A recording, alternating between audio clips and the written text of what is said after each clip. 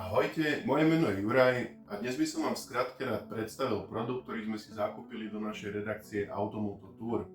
Jedná sa o výrobok od spoločnosti DJI, konkrétne je to mikrofónová sada DJI Mic 2. Táto sada okrem rôzneho príslušenstva obsahuje dva vysielače, jeden príjimač a púzdro, ktoré zároveň slúži aj ako powerbanka. Poďme si teda spolu pozrieť, čo všetko toto balenie obsahuje. Poďme sa teda pozrieť na obsah samotného balenia.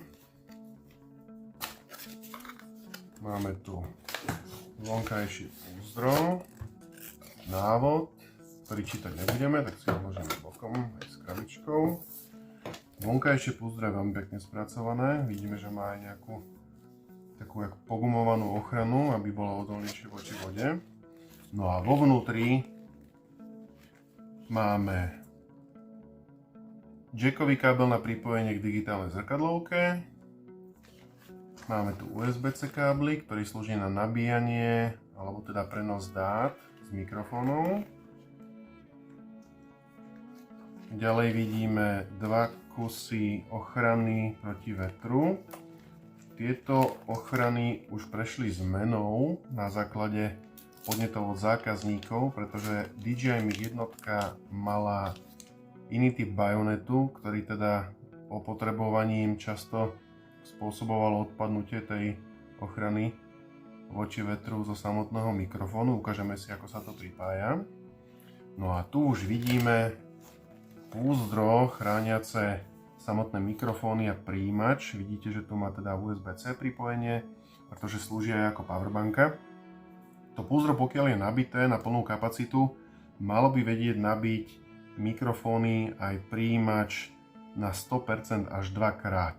To púzdro je zaistené poistkou, môžete vidieť, že treba poistku stlačiť pre otvorenie, inak sa samovolne neotvorí. No a vo vnútri už teda máme dva kusy mikrofónov, príjimač, Lightning port a USB-C port. Ten príjimač vám zobrazuje stav batérie pre každý ten mikrofón, ako aj stav batérie pre samotný príjimač a ďalej zobrazuje informáciu o zostatkovom čase, ktorý zobrazuje v podstate kapacitu, koľko vedie tie mikrofóny ešte nahrávať interne, čo je super vec, super funkcia, pretože keď sa vám náhodou stane, že prídete o spojenie so zariadením, tak stále máte uloženú kópiu toho zvukového záznamu lokálne a tým pádom si to viete krásne napárovať v postprodukcii. Vidíte, že po otvorení toho púzdra sa automaticky zapol aj teda príjimač, aj mikrofóny sú plne napárované a tým pádom pripravené na nahrávanie. Pozrieme si teda jeden z tých mikrofónikov. Vidíte, že buď sa dá pripojiť klipom, alebo tu je taký veľmi silný magnet, ktorý naozaj teda pevne drží. Dáte si ho napríklad pod tričko a z vrchu upevníte samotný ten mikrofón. Tá mikrofónová, tá záznamová časť je tu hore a je tu aj teda 3,5 palcový jack, 3,5 mm jack, ktorý slúži buď na pripojenie klopového mikrofónu, alebo teda na uchytenie tej samotnej ochrany voči vetru. Len to tam nakliknete a môžete fungovať. Toto dáme zatiaľ teda dole tú ochranu. No, samotný tento mikrofón vie sa pripájať buď cez Bluetooth, napríklad ku akčnej kamere DJI Osmo Action 4, alebo napríklad aj k iným značkám ako je Insta360 X3, alebo teda k mobilnému telefónu. Pri tých mobilných telefónoch by som chcel povedať, že určite si overte, či je váš model kompatibilný, pretože nie všetky tie modely vedia nahrávať video s použitím zvuku z tohto mikrofónu. Ovládacie prvky máme tu record button, máme tu zapnutie, vypnutie a máme tu párovací. Čo sa týka funkcionalít, tak ten record button jednak slúži teda na spustenie už spomínaného interného záznamu alebo potom na prepínanie vlastne spojenia, pretože tento mikrofón vie byť súčasne napárovaný na dve zariadenia. Jedno je teda tento prijímač a druhé zariadenie je cez Bluetooth, napríklad ten telefón alebo tá akčná kamerka.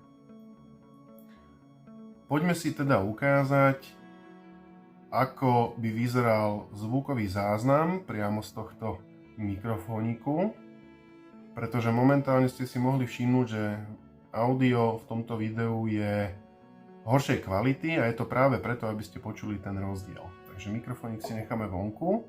Ja si vyberiem ešte aj tento prijímač, ktorý vidíte, že má teda uchytenie do sánok. Máme vypnutie, zapnutie, tu máme pripojenie na sluchátka a takisto výstup. Pre zapnutie stačí stlačiť, podržať. A tu už by nám mal teraz ukazovať vlastne zvukový level tohto mikrofóniku. Výborne. Takže si to poďme pripojiť a uvidíme, ako to znie. A toto je už zvuk nahrávaný priamo cez DJI Mic 2. Dúfam, že aj toto krátke video bolo pre vás užitočné a pokiaľ sa vám páčilo, budeme veľmi radi, ak sa do nášho kanála subscribnete a to video lajknete. Dovidenia na budúce.